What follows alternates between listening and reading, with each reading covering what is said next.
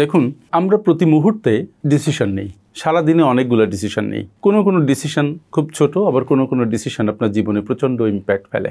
Ultimately প্রত্যেকটা decision আপনার জীবনে গভীরভাবে প্রভাব ফেলে, তাই সেই ডিসিশন ছোট হোক বা বড় হোক। তাই যখনই কোনো সিদ্ধান্ত নেবেন, এই সিদ্ধান্ত খুব ভেবেচিন্তে নেবেন, কারণ আপনার এখনকার সিদ্ধান্ত আপনার ভবিষ্যতের ভিত্তি রচনা করে। এখনকার সিদ্ধান্ত আপনার ভবিষ্যতের জীবনকে বিনির্মাণ করে।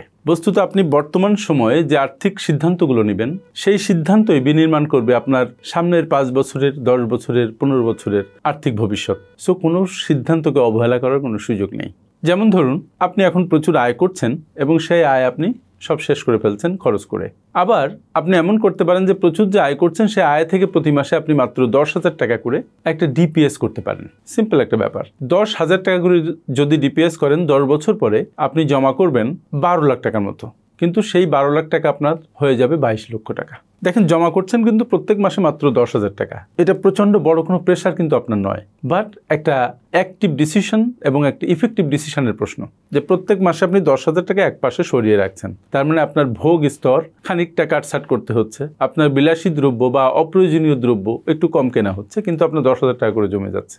কিন্তু টাকা মাত্র 10,000, কিন্তু একটা লম্বা সময় ধরে এই সঞ্চয়টা করার ফলে এটা কিন্তু আপনার 22 লাখ টাকায় পরিণত হচ্ছে। হয়তো একটু কম বেশি হতে পারে। তাহলে দেখেন, সিদ্ধান্ত আজকের প্রতি মাসে 10,000 টাকা সঞ্চয় করবেন, কিন্তু 10 বছর পরে আপনার হাতে একটা ভালো টাকা আসবে। আপনার কি মনে হয় যে এই 10,000 টাকা যদি আপনি একটা সঞ্চয়তে বুকিং না করতেন, তাহলে এই 10,000 টাকা আপনার থাকতো? আসলে তাও কিন্তু নয়, বরং এটা হাতের ফাঁক দিয়ে বেরিয়ে যেত, বিভিন্নভাবে খরচ হয়ে যেত। সুতরাং আপনার খরচের মনোভাবকে একটু টান দিয়ে ধরতে হলো। এই যে একটা সিদ্ধান্ত, এটা আপনার আর্থিক জীবনে একটা মারাত্মক ইম্প্যাক্ট আনছে, বিশেষ করে ভবিষ্যতে। এটা যেমন এই 10,000 টাকার ব্যাপার, তেমনটি হতে পারে আপনি একটা এসআইপি করলেন, মিউচুয়াল ফান্ডে যে বিনিয়োগ, গ্রোথ ফান্ডে। সেটা করলেও কিন্তু এটা 10 বছর, 15 বছরে অনেক বড় একটা ফান্ড হবে, কিন্তু আপনি জমা করছেন কিন্তু খুব অল্প টাকা। এই জন্য বর্তমানের সংযম ভবিষ্যতে আপনাকে অনেক বড় ওয়েলথের মালিক করতে পারে। বর্তমানের বিনিয়োগ, ছোট ছোট বিনিয়োগ আপনার ভবিষ্যতে সম্পদকে অনেকভাবে বৃদ্ধি করতে পারে। সুতরাং কোনোভাবেই বর্তমানের সিদ্ধান্তকে অবহেলা করা উচিত হবে না, বিশেষ করে আর্থিক সিদ্ধান্ত। যেমন আমি আমার বইতে একটা গল্প বলেছিলাম যে 2 বন্ধু রাজশাহী শহরে থাকতেন, একই ধরনের চাকরি করতেন, এবং তারা যেহেতু একই বেতন স্কেলে চাকরি করতেন, 22,000 টাকা করে লোন নিয়েছিলেন। নিয়ে একজন ফ্রিজ, খাট এইগুলা কিনেছিলেন, আর একজন রাজশাহী শহরে জমি কিনেছিলেন। আপনি চিন্তা করেন, এটা 70 দশকের প্রথম দিকে। এখন কি অবস্থা?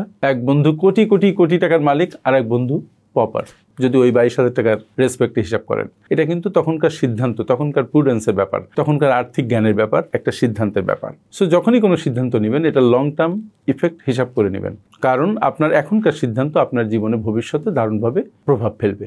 সো আমি বলবো, আজ থেকেই আপনি কি করবেন, ভালো ভালো অভ্যাস তৈরি করবেন। প্রতিদিন ছোট ছোট সঠিক সিদ্ধান্ত নেবেন। চিন্তা ভাবনা করে নিলে সিদ্ধান্তটা সঠিক হওয়ার সম্ভাবনা বেশি। তারপরে ধীরে ধীরে গ্র্যাজুয়ালি আপনি আপনার আর্থিক ভবিষ্যৎ গড়ে তুলবেন। মনে রাখতে হবে, ছোট বিনিয়োগের যে প্রভাব, এটাকে অবজ্ঞা করা ঠিক হবে না। এবং সব সময় আমাদের মনে রাখা দরকার যে এখনকার যে সিদ্ধান্ত, এই সিদ্ধান্তই আমাদের ভবিষ্যৎকে বিনির্মাণ করছে অথবা ধ্বংস করছে। সুতরাং বি কেয়ারফুল। Thank you. আপনারা যারা বিশ্বমানের project profile, company profile, project feasibility, market survey, business and marketing plan এবং ওয়েবসাইট তৈরি করতে চান, তারা আজই যোগাযোগ করুন আমাদের সাথে। FinPower Leadership International, a finance and business consulting firm.